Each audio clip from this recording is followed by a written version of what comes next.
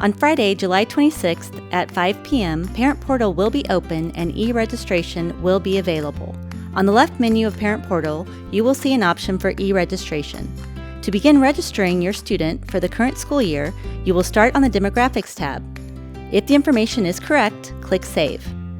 If there are required fields that need to have an answer, you will be alerted in red. Fix the issues and then click Save again. As each tab is saved, it will store the data in case you get interrupted and cannot finish the process. The Information Needed tab is data we are required to have on file. Different information will need to be filled in depending on the age level of your student. Once you have finished this tab, click Save. Guardians tab is next and needs to be filled out for all parents and guardians with legal rights to the student. When you are finished entering the information, click Save. One emergency contact is required under the Emergency Info tab.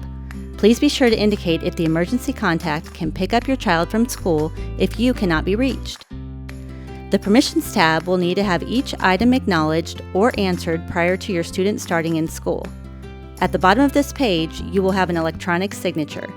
Once you have completed the permissions, you will be taken to a Documents tab where you can connect to other school-related websites to find bus numbers, PTA information, free and reduced lunch applications, etc. After you have reviewed the documents, you will be directed to the Fees tab.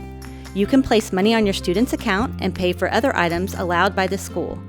Once you receive the green check mark to show you have completed e-registration, you can continue to register any other students associated in your Parent Portal account. It will allow you to change data from one student to another.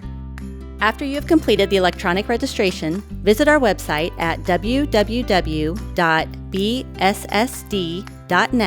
to find out residency verification dates and times for your schools. The Blue Springs School District requires one form of residency verification. Once these have been presented at the school, immunizations checked, obligations paid, and electronic registration verified, your student will be registered for the school year.